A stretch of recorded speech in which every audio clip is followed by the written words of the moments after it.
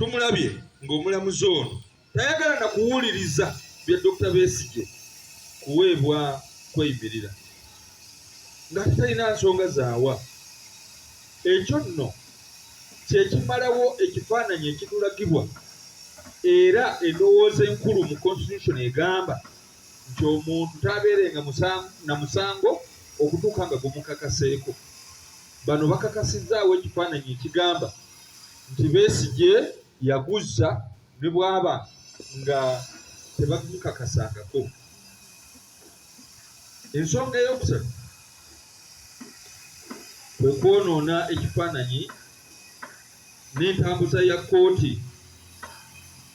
Mujjukire nti bonna balooya ba Dr. Besigye n'Obedi Lutale bababunyiza emiwabo. Erias Lukwago ali ku kkomera, Martha Karua bamuzzaayo e Kenya nga nena mupugisi mufungize. Balooya abalala bonna babakubira amasimu, babatiisatiisa, baagala kubatta, baagala kubasiba. Omu ku balooya Aaron Kiiza kakati yabunadde emiwabo, oba ali Bungereza, oba ali Amerika, oba ali Kenya, tumulabira ku Twitter. Kaakati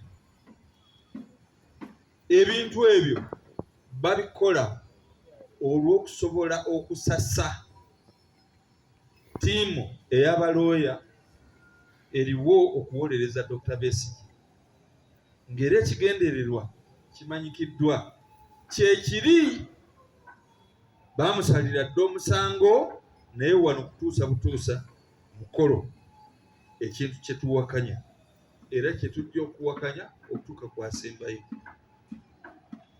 Ekyokuna, mwe mukyajjukira wano Dr. Besigye bwe yakolapusinga n'azirika. Omulamuzi bw'obeera nga tolina kyekubiira, obulamu bw'omuntu gwe bataddeko omusango bwe busooka, kubanga tolina gw'ogenda kusalira musango singa aba afudde. Dr. Besigye bwe yagwa n'azirika, abasawo twali basatu, nze, Dr. Kamara ne Dr. Kobusinge, tuli basawo bakulu ate bakugu. Be yandigambye mulabe oyo ne bwandibadde nga tamwagala, yandugaye mwanguwe mulabe kiki kyabadde. Teyakikola. Tebaakola kwe kututangira okumukwatako wadde okumulaba nga tetukkirizibwa kumulaba. Ne bamutwala wansi, ne bamugyawo, ne bamutwala ebula, ne bamugya ebula, ne bamutwala eruzira, ate ne bamugya eruzira, ne bamutwala emulago. Ekiseera ekyo kyonna omulamuzi yandibadde agezaako okulaba butya omuntu abadde mu kabuli bw'ali, wadde ne bwe yabeera emulago. Twalaba Dr. Chris Balyo mu nsi okugenda okumulabako. Ono eyamuviirako emitawaana teyasobola kugamba nti kangende mulabeko, waakiri okuziika ekifaananyi eky'ekkonda lyamulinako. Kale nno ebintu bino byonna bibeerawo ng'alaba, ate kabireeta kabisomba n'abeera nga tafaayo. Bino ebintu byonsatule bye twogeddeko waggulu byebyo ebiraga kyekubiira mu mutima gw'omulamuzi ono, era kimutyobola, kimuggyamu ekitiibwa, kimulaga ng'omuntu owakyekubiira atalina mazima ate nga alina ekkonda n'ettima eri abawozesebwa. Ekintu ekyokuboggolera omuntu awozesebwa, ekintu ekyokutuuza looya n'omuboggolera atuule ng'akaana akato, ekintu eky'obutaba na mutima gulaga nti wandiyagadde omuntu awozesebwa abeere mulamu, osobole okufuna gw'owozesa omulamu. Kiyenjebula ekitiibwa ky'obulamuzi. n'olwekyo twagala omulimu omukulu olwo gwasemba okukola, kubanga era baatugambye nti omwaka guno agenda kubanga awummula ogw'obulamuzi. Guno gwe mwaka gwawummuliramu, kubanga emyaka giweze egy'essalira kwawummulira. Twandiyagadde agenda okuwummula nga guno omusango aguvuddemu, naye waaguviiramu abeere ng'awadde Dr. Besigye bail ku medical ground. Dr. Besigye abadde muntu mulamu nnyo, ng'asobola okwogera era ng'asobola okwewolereza ne bwe babeera nga tewali balooya, era balooya abasayidi eri ne bye boogera ne bibalakira. Tumulabye ng'awaayo empoza ye eri Justice Baguma, ne Justice Baguma ne bimusobera busobezi, ate nga byayogera biba mu constitution, biba mu mateeka, baba agasoma. Naye mu kiseera wakino we twogerera nga Dr. Besigye n'okukujjukira obujjukizi atwala obudde ng'aliisibwa buliisibwa, tasobola kwekwatira kikopo, ng'amagulu tegali mu maanyi, n'obeera ng'okyamutadde mu kakomera eruzira, ng'omugye mu baspecialist e Mulago. Ntujja okumukkiriza agende mu baspecialist abasingawo, mu byuma ebisingawo, mu ddagala erisingawo, egeneva ng'eyo mukyala we gyali gyasobola okumuyamba. Nomugamba nti genda luzira eyo gye tujja okukuumira okutuuka Baguma lwanaakukowoola okugenda mu kooti.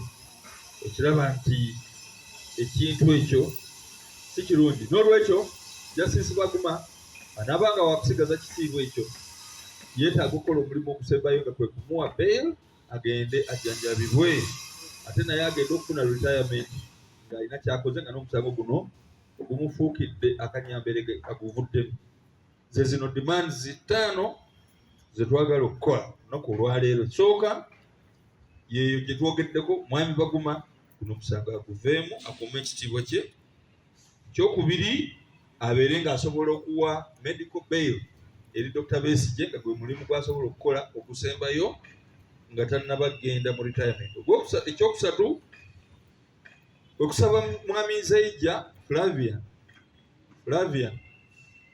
ate nga ye mulamuzi omukulu, omusango guno aguwe omulamuzi omulala, naddala abo abatali bakaada tuba tumanyi kye bagenda okukola era tuba tubamanyi bulungi, naye aguwe omuntu gw'alowooza era naffe gwe tusobola okumanya nti omulamuzi ono mulamuzi ddala, atasala gwa kawala nga tawuliriza gwa kalenzi, era omulamuzi alina omutima omugumu ogusobola okutusalira omusango oba okutwejjeereza ng'asinzidde ku bujulizi obuleeteddwa.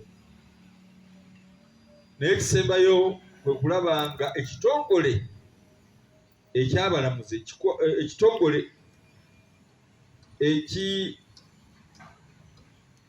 Judicial Service Commission, ekitongole ky'abalamuzi, komishoni y'abalamuzi ebakwasisa empisa n'okutereeza enkola yaabwe, okuteekawo okunoonyereza ku bintu ebyo byonna byonna bye twogeddeko nga bannayuganda. Tetuteekwa kwerabira ffe bannayuganda nti obuyinza obw'okutulamula buva mu ffe. Y'ensonga lwaki Paalamenti ekuba ttooki mu mulamuzi yenna anaaweebwa obulamuzi, n'abuuzibwa 4 n'akataano, ne bamukuba ttooki mu mutima gwe n'ebirowoozo bye ne bye yasoma. N'olwekyo obuyinza obwo buba buva mu ffe abantu. Bwe tugamba nti oyo taabeere taba, kuva ku bino ebya bulijjo bye tulaba nti n'omulamuzi asobola okuyisibwawo nga bamuyisiza na mu nkwawa, naye nga abantu bateekwa okumanya amaanyi gaabwe ku balamuzi bano. Tebateekwa okutulamula nga ffe tubakkiriza okutulamula era nga balina ekyenjawulo kye bagattamu.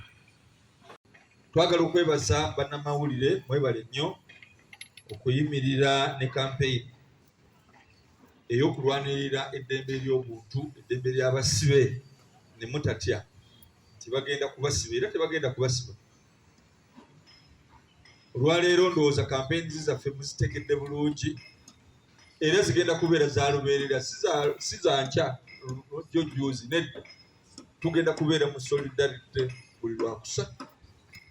Tugenda kusabira Besigye n'abasibe abalala mu nnaku eziweereddwa, ate mu lujjudde mu lwatu ekyo kye bayita open prayer petition.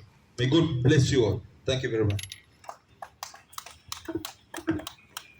Ku mulamuzi aboggolera musibe, boggolera omusibe akoze ekyejo, naye omusibe omugezi, former presidential candidate leader of a party, Dr. Omulamba, ne bwaba nga Dr. Besigye ayogera eri omulamuzi, omulaba obunyiikaavu, ekkonda, ettima lyawuliriza nga kiragira ddala bulunye nti ne byayogera ono tabyagala. Besigye amalazirike, omulamuzi yali tayagala muwuliriza, nga Besigye agezaako okusaba olusa ayogere ng'ono tayagala kumuwuliriza, amuboggolera. Ne bwe yazirika yagamba nti muleke gyazirikidde, ffe tugende mu maaso n'omusango. Ne Besigye ne bwe yamusaba nti mugende mu maaso n'okuwuliriza omusango, wakiri yandimugambye nti kale oba okkiriza tugende mu maaso, consenti nga teyakikola, yagamba mumuyimirize abeererewo ddala. Kugamba buli kimu akikoze. Yaddira Lukwago senior council ate nga yasoma naye mu kibiina kye kimu, kubanga ye omulamuzi yasoma bukulu, n'amuboggolera ng'akaana akato. Laba bwajjawo ttiimu ya Besigye n'agiripulesinga ne balooya ba gavumenti, ng'ate balina omukisa okwesalirawo ku balooya ba gavumenti, baluwa be bakkiriza, naye olwo n'abasalirawo. Kiraga nti alina ekiruyi, alina ekkonda, alina instructions ezimuweereddwa, ti kino kimalirize, ogende okunnyuka ebyobulamuzi nga kiwedde. Mu ngeri ey'enjawulo